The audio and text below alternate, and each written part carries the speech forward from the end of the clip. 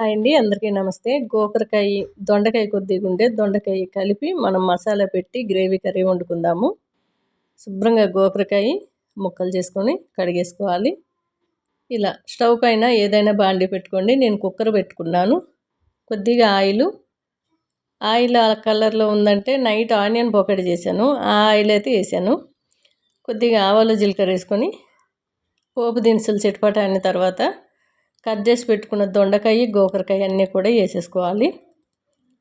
మనకి చపాతీ అయినా రైస్ అయినా బాగుంటుంది. మార్నింగ్ అయితే నేను కొర్రలతో పులిహోర రైస్ చేశాను. చాలా బాగుంది. ఎవరికైనా బ్రేక్ఫాస్ట్కి కానీ, లంచ్కి కానీ, డైట్ చేసేవాళ్ళు కానీ అలా సింపుల్గా ఈజీగా ఉండేయచ్చు. కొర్రలతో ఉప్మా కానివ్వండి, పులిహోర రైస్ కానివ్వండి, మనకి దద్దోజనం కానివ్వండి, సింపుల్గా ఈజీగా చేసుకోవచ్చు. హెల్త్కి కూడా చాలా మంచిదండి కొర్రలు. మనకి జొన్న రొట్టె ఎలానో మనకు కొర్రలు కూడా అంతేనండి, బాగుంటుంది. ఆకలి వేయకుండా ఎక్కువసేపు డైట్ చేసే వాళ్ళకి ఉపయోగపడతాయి కొర్రలు. టేస్ట్ కూడా నాకైతే ఫుల్ నచ్చింది పులిహోర రైసు. ఎవరికైనా కావాలంటే మార్నింగే పెట్టాను, ఒకసారి చూడండి. ఉప్పు, పసుపు వేసి కాసేపు కలిపేసి మూత పెట్టి మధ్య మధ్యలో కలుపుతూ ఉండాలి. మిక్సీ జార్లో లవంగా, దాల్చిన చెక్క, మీరు ఎంత కారం తినగలిగితే అన్ని పచ్చిమిర్చీలు, ఎండు కొబ్బరి, నువ్వులు వేసుకొని అల్లం, వెల్లుల్లి, ఉల్లిపాయలు సగభాగం వేసుకుంటున్నాను. మీకు గ్రేవీ ఎక్కువ కావాలంటే ఒక పెద్ద సైజు ఉల్లిగడ్డ తీసుకోండి. ఇలా ఒక్క రౌండ్ తిరిగిన తర్వాత మళ్ళీ మనం ఒక 2-3 టమాటాలు అయితే గ్రేవీ కోసం వేసుకోండి. నేను చిన్న సైజు ఒక 2 టమాటాలు తీసుకున్నాను. గ్రేవీ ఎక్కువ కావాలంటే మనం రుబ్బే పేస్ట్ అనేది కాస్త ఎక్కువ వేసుకుంటే గ్రేవీ అనేది ఎక్కువ ఉంటుంది. రోటీ అయినా రైస్ అయినా బాగుంటుంది. ఒక 2 స్పూన్ల వరకు పెరుగు వేసుకున్నాను. మెత్తగా పేస్ట్ చేసుకోవాలి. ఇలా ఇప్పుడు గోకరకాయ మూత తీసి ఈ పేస్ట్ అంతా కూడా అందులో వేసేసుకుందాము. పెద్దగా మనకి వాటర్తో పని ఉండదండి, చక్కగా కుక్ అయిపోతుంది.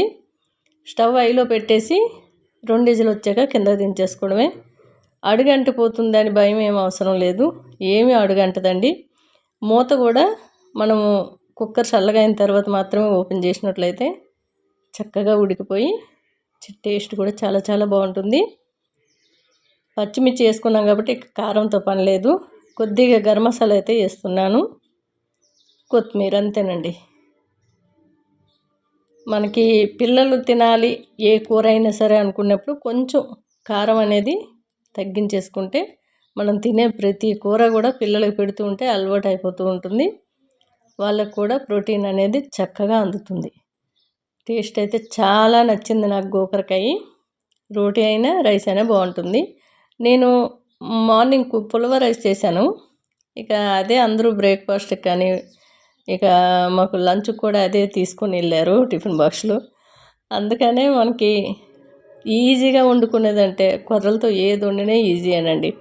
ఒక 2-3 గంటల పాటు నానబెట్టుకోవాలి కొర్రలు, చక్కగా పొడి పొడిగా వస్తుంది.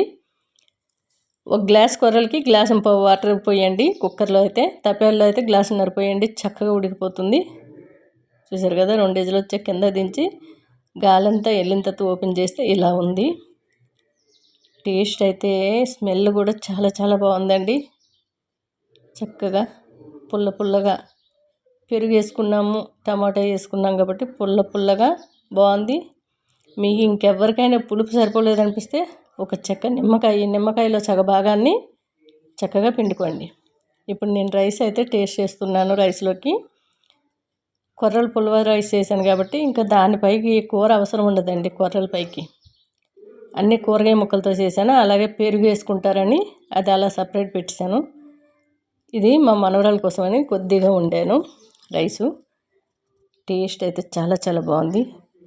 నచ్చితే ఒకసారి ట్రై చేసి చూడండి. ఇవ్వండి కొర్రల పులిహోర రైస్. మనకి ఇది మార్నింగే పెట్టాను కూడా ఒక వీడియో. ఎవరికైనా చేసుకోవాలని ఇంట్రెస్ట్